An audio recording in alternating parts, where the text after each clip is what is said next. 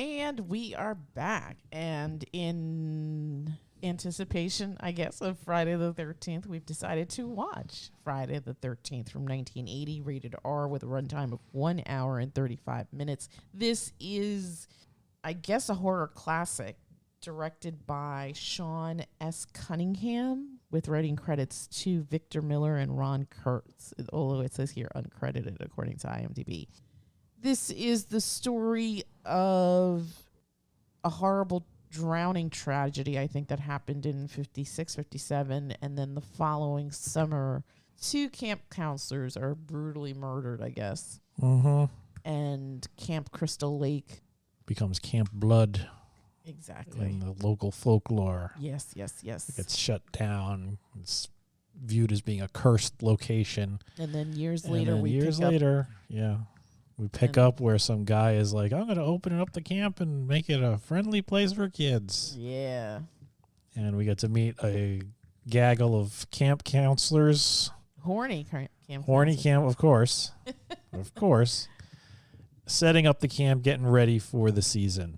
No kids yet, just horny camp counselors. And I guess, as you say, hijinks ensue. Hijinks then ensue, yes. It's funny how this film, so obviously viewing it in the lens of 2023, having experienced other and obviously better horror films, this, I found it incredibly tough to watch, because not in the sense that I was scared, but in the sense of, oh my gosh, this is boring. I really want to close my eyes and take a little nap. I mean, compared to what has come after, it is kind of tedious. And you're not really and tame and very it's very tame. It's shocking, because when I was a kid and this came out, everybody all was I heard on. was how horrible it was, and oh my God, the grisly violence and the sex and all of this stuff. And in my mind as a child, and even up until I just watched, because I haven't seen this film in forever. Same. Like, I don't even know if I ever watched the whole thing in one go. But in my mind, it's always been like, oh, well, this is just full of nudity and sex and just brutal, violent gore. And it wasn't. It was super. It was. You see worse on regular television now. I mean, you saw a boob. Yeah. A boob. And not even 2. Sex, I guess. Just a boob. And yeah, you see some people die. And most of the kills aren't really that creative. Yeah. A lot of the kills are off screen. You don't see anything. Probably the most grisly, visual was the axe in the head of that one girl. Yeah. And maybe, I guess, the guy with the arrows in him. I guess. But that's almost comedic, considering he's nailed up against a door. And the way Kevin Bacon gets killed, I guess. Yeah, that was a bit on the creative side. Yeah. But for the most part, the first girl, she just gets her throat slit. And I think the second girl also gets her. Oh, no, it wasn't a girl. It was the comedian kid. Yeah, he's the next. You don't even see him die. No. You just see that he has his throat slit. Yeah. You don't see how that one girl dies. She's just dead. But she gets thrown through a window. She gets thrown through a window after she's been dead for I don't know how long. Yeah. And the hairy chest dude, all you see is him go, ooh, and that's it. You don't see him die. Yeah. It's shockingly how much you don't see any of this for a film that I grew up getting berated about was a mindless splatter film. Yeah. That it was just no redeeming value, just full of gore and horror. Yeah. Not even horror, really. It's not really. It's sort of like slasher film. Yeah. Yeah, it's like one step after the other. This is people getting killed. Yeah. So yeah, I could see. I found it very boring. It's funny. It's tedious. Sure yeah. So this came out in 1980.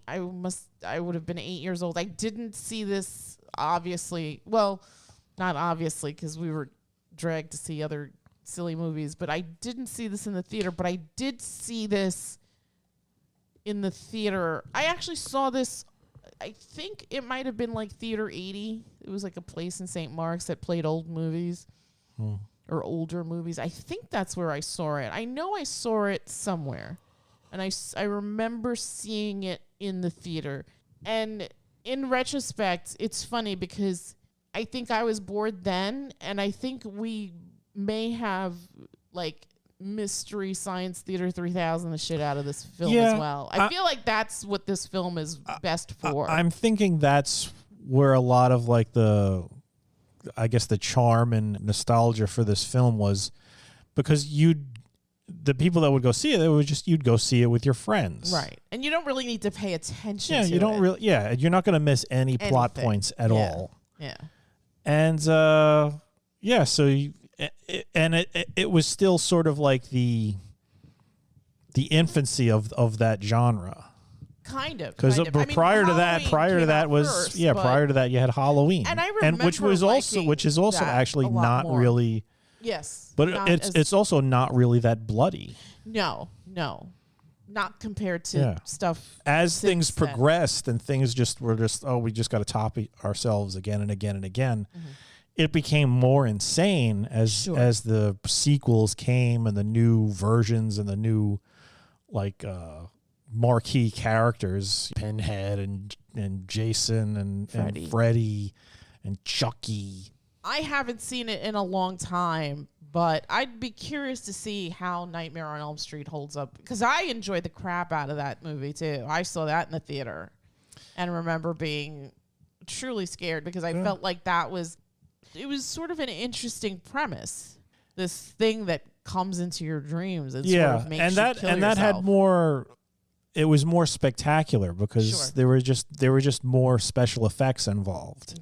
Sure. I think like I was saying, this movie and Halloween prior to it, although I feel like Halloween had a bit better atmosphere to it. Yes. This guy, Sean Cunningham, I mean, there's probably a reason why you don't really. He's not. It's like Wes Craven, John Carpenter. Nobody says Sean Cunningham. Yeah, but you don't really hear about Sean Cunningham, right? But things just became a little bit more crafted. This is probably I've heard the name Tom Savini quite a bit in makeup and special effects circles. This was probably I imagine one of his first gigs. Mm-hmm. And I imagine his work, or I know his work, has only gotten more spectacular as far as we grew up with all that stuff, all the crazy practical effects you'd see in horror movies. Sure. So, like I said, this film is sort of like the baby steps that eventually brought us to real crazy splatter films with just deranged special effects, with things pulsating and exploding on people. Yeah. So, I appreciate that. Yes. I appreciate that. And hats off to the people that, I guess, laid the groundwork for the others to. Yes. And thank God it was successful, because it led to a lot of really good, just dark, movies. Crazy entertainment. Yeah. Agreed. The stuff that we all love. Yeah. But if you were to release this movie today, it wouldn't. It wouldn't even make it into the top 10 of any streaming service. It's pretty dull. Yeah. I was fighting sleep on the couch. I was it was after dinner. I was on sexy couch. And you could see that the guy is trying to evoke certain things, especially with the music. Oh my God, there's a lot. It's very. The music is too much. It's very. You could see that whoever did it was trying to mix Psycho and Jaws together. It did come. It is the birth of the iconic, which apparently is ma ma ma. It's supposed to mean kill them, mommy. Yeah. It's definitely a seed of a movie for what came afterwards, and eventually wore its welcome out, because those Jason movies. Oh my God! What are they up to? Jason number 40? I don't even know, but I just remember the last one I saw in theaters was the one where he went to Manhattan, and that was trash. It was so bad. It was so. It was. This film was average. Yes. I wouldn't say this is a bad film. I'm just saying it's just compared to what we have seen and what what people have evolved and built upon as far as like making horror and slasher films and things of that nature. Mm-hmm. This film is very average. Yes, You agreed. could see it's like a prototype. But Jason Takes Manhattan was just shite. Right. Yeah. It was so horrible. And I just never saw anything after that. I think the first one that I ever saw was Jason, was the third one in 3D, where he gets the iconic hockey mask. That's the film where that's where Mama Voorhees' little boy becomes Jason Voorhees. Well, Prior to that, he was wearing a bag on his head. Well, it's also funny because I didn't see it originally in 1980, but I remember seeing it later. It's hazy now. It was either high school, like towards the end of high school or in college. And it's funny because are we spoiling a movie that's almost as old as we are? I don't think anybody who's ever watched a horror film and knows about Friday the 13th doesn't know that, okay, in the first one, Jason's not even the killer. It's his mom. Right. Whoops. Spoiler. Yeah. But so what I was going to say was, I think the first time I saw this film, I got to be honest, I don't really think I paid attention to it. It was more like you're just hanging out with your friends. Yeah, I was hanging out with my friends. But watching it, I've seen pieces of it through the years on TV. Like, it's never been a film that made me want to sit and watch it. Like, I feel like I'm more attracted to the story of Halloween, like the idea of this kid who just goes nuts and like kills his sister, right? Like, yeah, and there was also another thing about Halloween was that it also had some sort of a possibly supernatural aspect to it because Dr. Loomis is just like, that boy is pure evil. Right. And who doesn't love Donald Pleasance? Yeah, My God. It's like, what happened to him? There's no real explanation. Right. And he's like a tank in the movie. Cool. He's indestructible. You're stabbing him in the eye with coat hangers. Nothing's happening. And it just became more crazy thereafter. The same thing with Jason, but in the first Friday the 13th, it's just Jason's mom. And the thing that's hilarious about it is when you finally meet Jason's mom, she's like, she's not that formidable. No. It's like, how did she do all that? Yeah. It doesn't make it doesn't. Well, I guess she had the element of surprise. I think the big key, even if she had one thing, even if she had the element of surprise, she really wasn't a strong woman. No, because everything knocked her over. Everything knocked her over and knocked her out. And yet somehow she managed to lift a man, put him against a door, shove arrows through him so that he stuck to the door.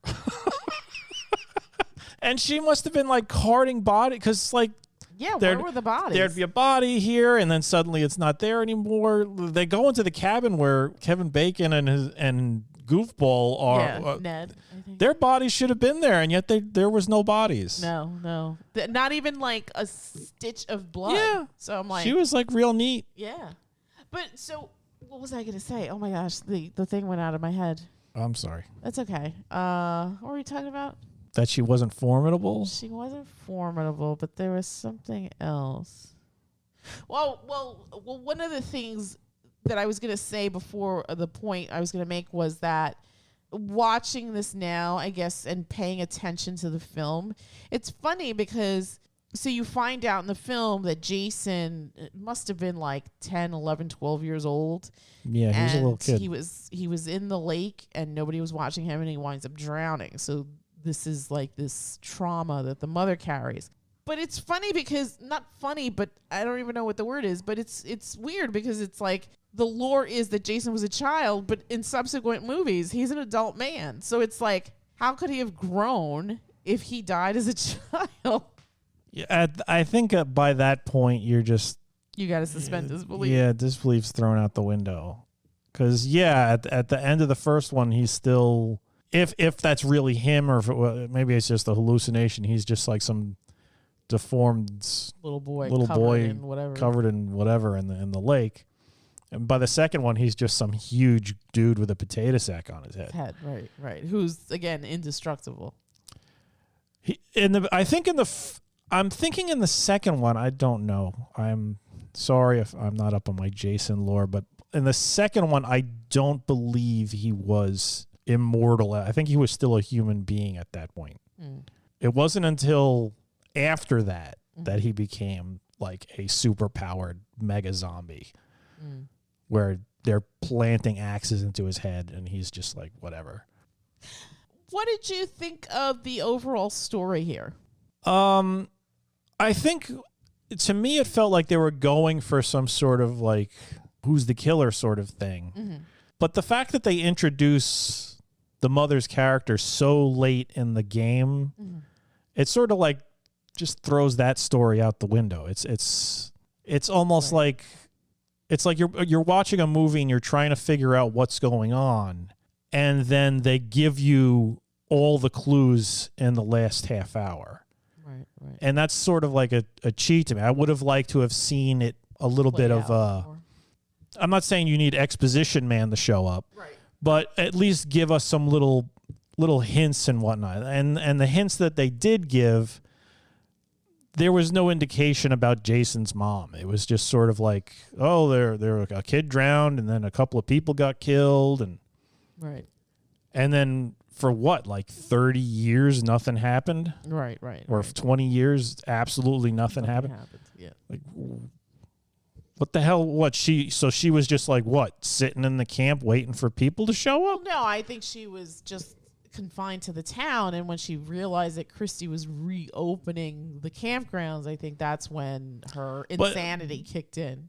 But why didn't she just kill Christy while he was there by himself? It was like she literally waited for the teenagers to show up. She really just had she didn't like teenagers. She hated teenagers. Take a number, sis. Take a number. It's interesting because it's a very simple story, and it works to a degree. But again, in the lens of a viewer in 2023, it's kind of different, right? I mean, you kind of like what you were saying before. I mean, you have to give this movie its respect, its flowers, its homage, because it was the template. Paved the way. It paved the way, and it was the template for a lot of other films that came after it that may have actually told the story more successfully, but those films wouldn't exist without this film. So that's kind of interesting. And it's a simple enough story that it doesn't really need special effects. This film, I mean, I think you said it cost $550,000, which is not a lot of money. Oh, back in 1980, it was a ton. Sure, in 1980, sure, but still, not a lot of money. But and it showed. I mean, the production values on that were like one step up from like handheld VHS cassette kind of camera. I mean, it's not going to win any awards for cinematography or anything like that, but it wasn't an ugly film. It wasn't an ugly film, but there was nothing special about it. It's interesting. You and I both love horror movies. I think you even more than me. Like, you'll actually sit and watch something because it's a horror movie, whereas I sort of like to spread the love here and there. But if you're watching it, like, I'll sit with you and watch it. But I don't know that I go out of my way, because I feel very jaded as a viewer. I feel like I've been burnt so many times by horror that it's like, I'm not even going to give this a chance. Because it's there's different. I'm just going to be disappointed. There's definitely a huge array of quality when it comes to horror films. Yes, and there's a lot of people. And the thing is, they're generally cheap to make, so there's a lot of horror movies out there. And for every idea, there's probably like 10,000 half a dozen iterations or more of that idea. And some are more successful than others. Sure. I feel like nowadays, for the most part, at least, the stuff that actually gets some commercial view or commercial exposure, the quality is getting up. Better. Definitely better. Definitely better effects. Better pacing. Yes. Pacing yes. is so much important. more improved now. Yeah. You're able to, if you're able to like move the story forward while also explaining the Pertinent lore details, that you need to understand why this entity or madman or what have you is choosing, all right, I got to start killing people. Mm-hmm. That's great. But like I said, this is the baby. This is the infant baby steps that led to that, and it really shows. Yes, absolutely. This is sort of like, I don't even know. I'm sure there was a script. Yeah, absolutely.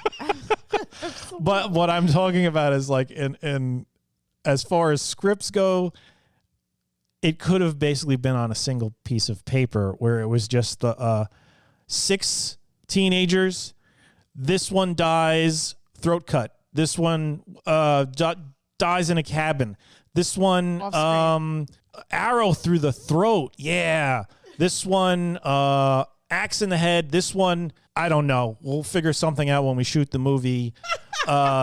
This one. That sounds like it's so on the money. Yeah, that could have been the entire script. Sure. And maybe a paragraph saying Camp Crystal Lake. It's got a bad reputation because of murders a long time ago. And we're gonna have Crazy Ralph set us up. Yes, and that was another thing. The birth of that trope where the crazy deranged man is just like, you're all doomed. That's where that comes from. You see so many films where they even reference that. Like, remember Cabin in the Woods? Sure. It's like, okay, they got to go to the gas station because they have to have the doom guy tell them you're making a big mistake going up there, boy. Yeah. That thing. There's where it came from. Sure. So it was fun seeing like those little tropes. Also, don't be the one having sex. Yes. Don't be the slut. Oh, there's the goofball, the stupid idiot. Yeah, he's the comedy relief, and he's gonna get his. Yeah. There's always that guy. Last girl standing. There's the last girl standing. It's interesting seeing. It's almost like this. Take this as like sort of like if you're interested in this sort of genre of movies, this is your history book. Yeah. Yeah. This is your homework. This is the George Washington of horror movies. Fair enough. Yeah. Well, it's interesting because again, I haven't seen this in a really, really long time, and I feel like, what were you thinking? Like I feel like there's other like again, Halloween came out before this, and we're definitely going to get that on the list to watch, but I feel like I enjoyed that more. I mean, I could be wrong, but I feel like I enjoyed that more. I feel like watching this, from when I've seen it, like I said, I haven't seen Halloween from beginning to end in God knows how long. Yeah. But from what I've seen, I remember it holding up decently, up better. I mean, I remember thinking, oh my God, this really doesn't have as much killing in it as I thought. Yes. But I remember just the pacing of it just being a bit more interesting, and the atmosphere and the lighting and those things are all important. And the creepiness of the villain. Yeah. This, you finally get the villain, and it's a middle-aged lady in a cardigan. Yeah. Who gets knocked out by a frying pan or gets pushed over. Yeah. She's not formidable at all. It's like, how are you able to? Did you laugh? I don't remember. Did you laugh when she got hers at the end? Because I went to get myself a little bit, because it's the whole champagne cork sort of thing. But even that, it wasn't as graphic as it could have been. Like nowadays, oh my God, they would have had such fun with that. It would have been way overboard. There would have been like she got dragged up a tree and sliced in half and shot with a bazooka gun or something like that. Yeah. This was a sort of like obscured champagne cork sort of thing, and it's all right. And then you just see the hands. Yeah. But she really was not a formidable heavy, at least not in comparison to what has come afterwards. Yeah. I mean, I think in her. I'm thinking Jason took after his dad. in her defense, I mean, I think she had the element of surprise. I mean, when she confronts Christy, you never see her until the reveal, right? So it never comes up that she's the killer. So that part was interesting. And then the idea of it being like this, the mother of a victim, right? You never automatically go there. I think while you and I were watching it, we were talking, and I assumed it would be Christy because I felt like there was a lot of kind of like false flags. Yeah, they were definitely throwing sort of a light on him that made you think, oh, maybe it's that guy. It's that guy, you know, right. even like, I mean, we even got confused because it's like, oh, that's his Jeep, isn't it? Yeah. But yeah. So you have stuff like that, and I guess that also translates to other movies that have sort of done that as well. I think that's another, not necessarily a horror movie trope, but that's definitely a thing, a mechanism in horror movies where you're sort of giving like these false clues and you assume it's one person, but then it winds up being somebody else. So in that respect, again, you have to give this movie its flowers. At the same time, though, I feel like this is 1990 and 1980. 1980. And if you're going to put it against movies like, let's say, from the 40s or the 50s or even the 60s let's not put actually the 60s because I feel like 60s horror was kind of interesting, as was 70s horror. So let's just say movies from like maybe the 30s or the 40s or in the 50s where it's still kind of in black and white. The horror elements of those movies are also off screen, very tame, right? And you see those threads, right, in the lore and the history of horror movies in horror cinema. But here it's kind of interesting because then you have some elements that are fast forwarded to like a 1980s audience. You have the horny teenagers. You have these young people making poor choices and doing silly things that ultimately lead to their demise.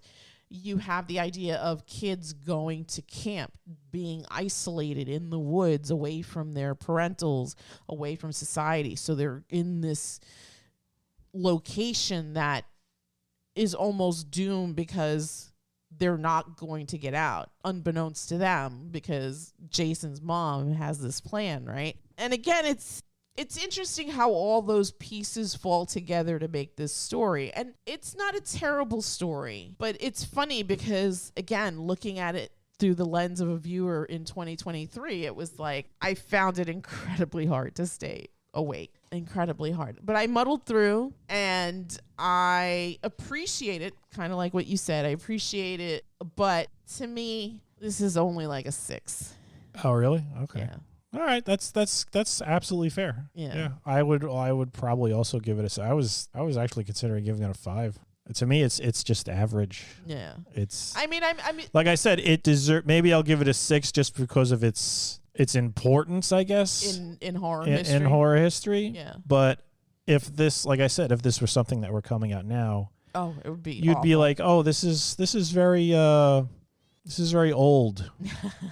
This is a very old style of making movies. And it's tame and that's about it.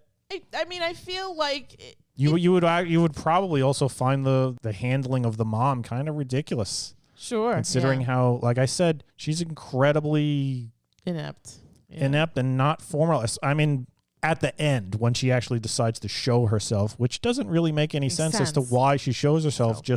Honestly, she shows herself just to give us the bit of exposition about, he was my son, and all you dirty teenagers are because the reason why he's dead. Yeah, busy fornicating. Yeah, it was just, I'm the exposition person and I'm the killer and this is the end of the movie. Yeah. Let's get it on.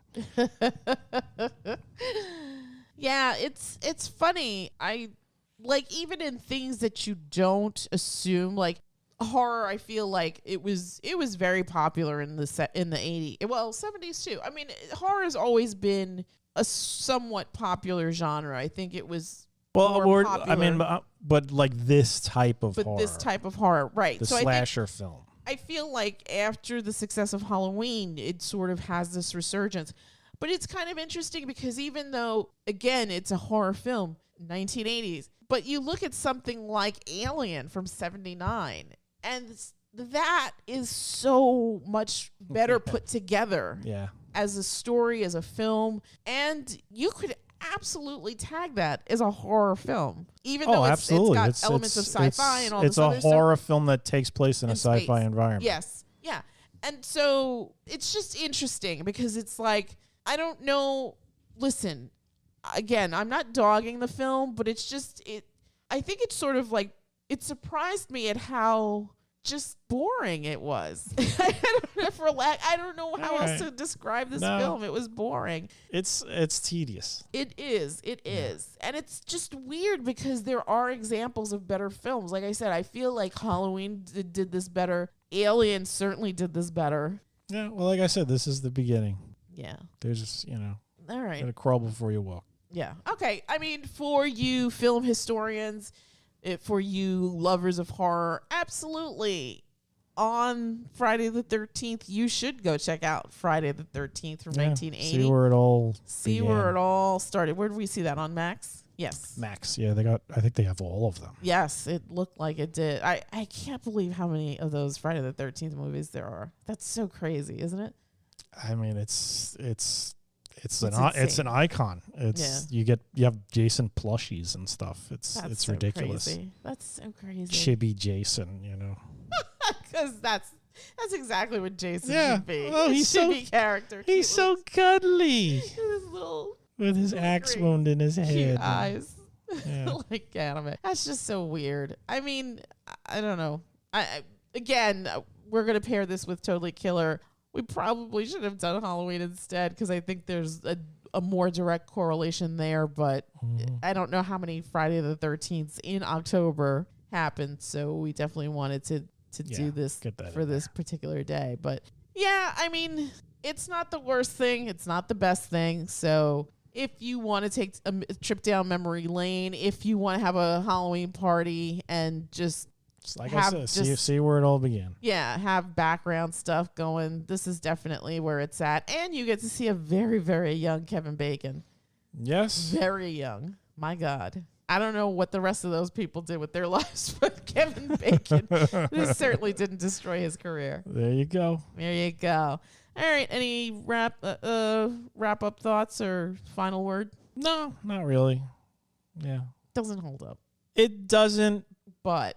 All right, you know what? It doesn't hold up to my memories, or not even my memories. It doesn't hold up to my memories of those expectations.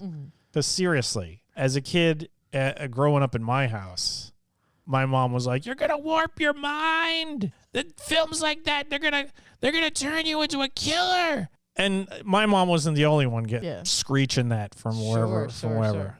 Come on, I mean, I'm not even joking. You see worse stuff on just like regular TV, network television now. Yeah. I'm like, as a kid, I was just like, it's like hardcore porn and gore, nothing but just tits and gaping axe wounds and beheadings and that, it wasn't any of that. Wasn't any of that. Yeah. It really wasn't. You know what's funny?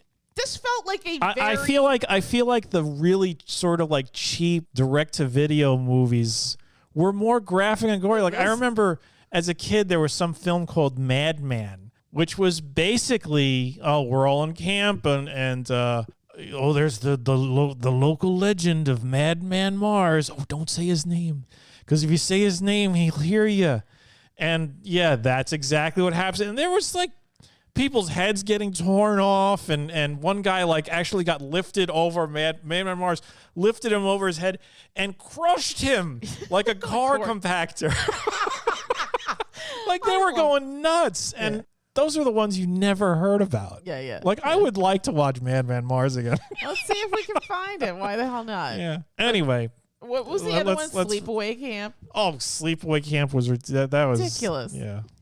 But then you had horror I mean, when did Nightmare on Elm Street come out? Like mid to later 80s, right? So then you sort of you went from the fluff stuff to, hey, let's really try to make something scary here. Yeah, well, I think it's also you remember the people who created those movies, Wes Craven and John Carpenter. These guys they became iconic for good quality horror movies. Sean Cunningham. Not sure what else. What else he did. Did he Did he do anything else? I mean, he might have. It would be hilarious if he followed that up with Xanadu. No, Xanadu came out before. Or something. I mean, he's done a lot of horror. Oh, really? Like, yeah. Anything? Did he do Mad Men? He's produced a lot of stuff. He's directed a lot. Well, short film, The Music Teacher, The Art of Marriage, director, Together, director, Case of the Full Moon Murders, director, Here Comes the Tigers, 78, Manny's Orphans, 78, Friday the 13th, 1980, A Stranger is Watching, director, 1982, Spring Break, that's probably a tits and ass movie. It only got a 4.9. I wonder why. 1983, The New Kids, director, 1985, Deep Star 6. That sounds familiar. XCU, Extreme Close-Up, director, 2001. Terminal Invasion, director, 2002. All right, I've heard enough. We don't have to go through the guy's whole filmography. Yeah, I mean, it's not a lot, but regardless, what I'm saying like is produced a lot of horror. But what I'm saying is the ones that you remember from that time are the directors whose clearly their work was quality because you still remember their names, and some of them are still working today. Yeah, I mean, you talked about Alien, Ridley Scott. Yeah, makes prestige movies now. Anyway, let's wrap this up. All right, that's it from us. And on Friday the 13th, definitely go check out Friday the 13th from 1980. Written again by Victor Miller and Ron Kurtz as an uncredited writer. Directed by Sean S. Cunningham. Again, Friday the 13th, 1980. Rated R with a runtime of 1 hour and 35 minutes. Currently streaming on Max. Go check it out. And that's it from us, and we will bid you all a good night. Good night.